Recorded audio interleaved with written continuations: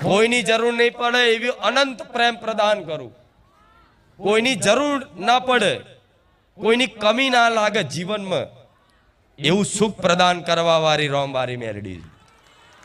જીવનમાં ક્યારેય કોઈની કમી ના લાગે, ક્યારેય ના લાગે, ક્યારેય ના લાગે. કે તમને એવું લાગે ભલે તમે એકલા હોય ને એકલા, તો તમને એવું લાગે કે હા હા હું મહારાજા છું. કેવું મહારાજાની ફીલ થાય, અનુભૂતિ થાય, આનંદ આવે. તમે એકલા હોય છતાંય તમને એવું લાગે કે હજારો હાથ વાળી મારી માં મારી જોડે છે. થાય કે નહીં? તો આ જેટલા પડ્યા છો તેનું કારણ છે કે એકલા ભગવાને માતાએ એટલી લીલા રચાઈ છે, થોડું દુઃખ તમારા કર્મોનું જ આવ્યું છે, પણ છતાંય તે ભગવાન માતાજીની ભક્તિ કરો છો છતાંય દુઃખ એકદમ દૂર નહીં થતા. તો વિશ્વાસ રાખજો, ભગવાને માતાજીએ તમારું કલ્યાણ હિત જ વિચારી રાખ્યું છે. તમને નહીં ખબર કે આ દુઃખ રૂપી કડવી દવા આગળ જતા શું સુખ પ્રદાન કરશે, હજુ એની કલ્પના. કેમ કે દુઃખમાં જ વ્યક્તિનો વિકાસ થાય. આજ મારા દીકરાને કોઈ જાતનું દુઃખ જીવનમાં ના હોત ને તો આજ હું માતા ના હોત, અને માતા ના હોત તો મારા ભક્તો ના હોત. તો મારા દીકરાને મારા શરણે સુધી લઈને આવનારો કોણ? દુઃખ. સાચું ખોટું? મને માતાને જોઈને તે તમને ભગવાન માતાજી પર ભરોસો આવ્યો હોય તો પડતું મૂકી દો જીવન. રોજ કહું છું, મૂકી દો, જે થવું એ થશે, મારી માં જોશે બધું. અરે જે થવું એ થશે, મારા રામ જોશે બધું. હું મારી માતાનો છું, માતા મારી છે. હું મારા રામનો છું, રામ મારા છે. આ ખાલી આ શબ્દોમાં જ, આત્મીય પ્રેમમાં જ, આ પોતાના પણામ જ એટલું સામર્થ્ય છે, એટલું સુખ છુપાયેલું છે કે સુખની હજુ તમને કલ્પના નહીં, કલ્પના. ખાલી આટલામાં જ કે માં મારી છે હું માતાનો છું. આ પોતાનું પણ માં પોતા આ મારી છે, મારી આ મારી માં છે. પોતાનું પણ આ મારી માં છે, આ મારી છે, મારી આ મારી આ મારી કરો ને, અને હું કહું આ મારો ભક્ત છે.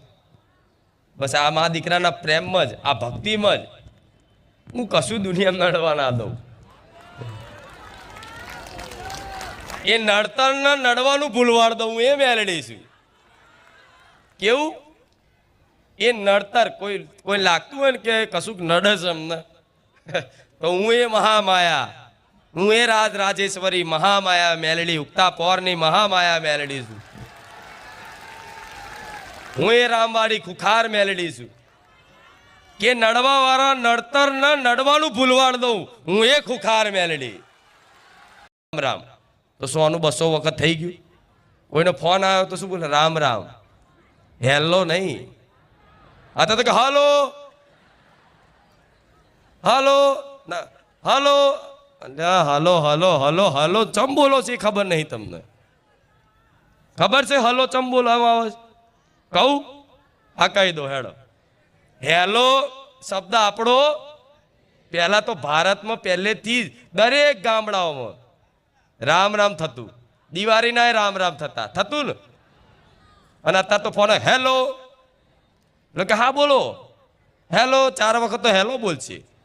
અલે એના કરતા એટલું રામ રામ બોલે કે હલો રામ રામ રામ રામ રામ રામ કહેવાય કે નહીં? શરમ આવે કહેતા? બોલાય રામ રામ બોલવાની આદત બનાવો. તમારા સગા સંબંધીઓને ફોન કે રામ રામ, તો એ પેલા શર્મા છે, હારું બોલું કે ના બોલું? પણ એના ભગવાનની કૃપા નહીં, મારી મેલડીની કૃપા નહીં, રામ રામ બોલીએ કે કૃપા હોય એ બોલીએ કે છે. શરમ આ માયા એવી છે ભગવાનની, જેની પર કૃપા છે એ રામ રામ બોલીએ કે. હમણાં કીધું કે નહીં?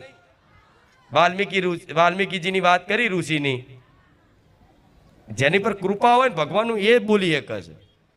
તો આપણે બોલવાનું શું? રામ રામ. હેલો એ આપણો શબ્દ નહીં. પ્રયાસ કરજો, અત્યારથી પ્રયાસ કરજો, 6 મહિને કમ્પ્લીટ તૈયાર થઈ જશો. એ હેલો જેને ટેલિફોન બનાવ્યો ને, ટેલિફોન મોબાઈલ ટેલિફોન, પેલા ટેલિફોન હતો ડબલા વાયર વાળા. એ જેને ડબલાની શોધ કરી એ વૈજ્ઞાનિકની પ્રેમિકા હતી હેલો.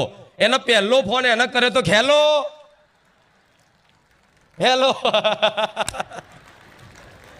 અને એ ભારત વાળાએ ઝાલી લીધું હેલો. અલે એની પ્રેમિકાનું નામ લીધા વગર તમે રામનું નામ લઈ લો ને એટલું તો કલ્યાણ થશે. થાય કે નહીં? તો કલ્યાણ થશે. થાય કે નહીં? આ સત્ય છે પણ આ ખાલી ખાલી નહીં, સાચી વાત છે. જેને ટેલિફોન બનાવ્યો ને એને જેને પ્રેમ કરતો એની પ્રેમિકા હતી, પ્રેમિકાનું નામ હતું હેલો. એટલે એક ફોન અહીંયા આલ્યો, પહેલું ચેક કરવા અત્યારે કીધું હલો હલો હેલો સંભળાય હેલો હેલો. તારનું બધા પકડી લીધું હેલો હેલો હેલો અને જયું રામ રામ બધું. આપણે આ એ યુગ તો જતો રહ્યો, એ જમાનો તો જતો રહ્યો, પણ એ જમાનાને પાછો ના લાવી શકીએ. પણ પ્રયત્ન તો કરીએ તો બધાએ આમાં જોડાઈ જાઓ. રામ રામ રામ રામ રામ રામ રામ રામ જો જાઓ તો રામ રામ જ બોલવાનું. અને કોઈક રામ રામ બોલાતું ચીરાતું હોય ને, તમને એવું લાગે કે આને રામ રામ બોલવાનું તો નહીં બોલવાનું, તમારા મનથી બોલે કે રામ રામ. ચીડાને વધારે બોલાવાનું. ચીડા એક વાત કહું, આ વાતથી કોકને ખોટું લાગશે. રામનું નામ સાંભળવાથી રાક્ષસોને પરેશાની થાય. આ શું ખોટું? લંકામાં હનુમાનજીએ જેવી એન્ટ્રી મારી, જય શ્રી રામ, એટલામાં તો બધા રાક્ષસો ભયભીત. આઈ બન્યું કે કોઈ રામનો દૂત આવ્યો છે.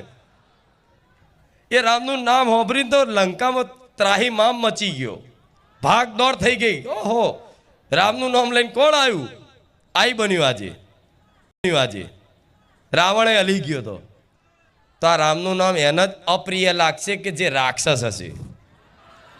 મારા વ્યક્તિગત બધાને કોઈ વાંગરી કરીને ના કહેવાય કે રાક્ષસ છે.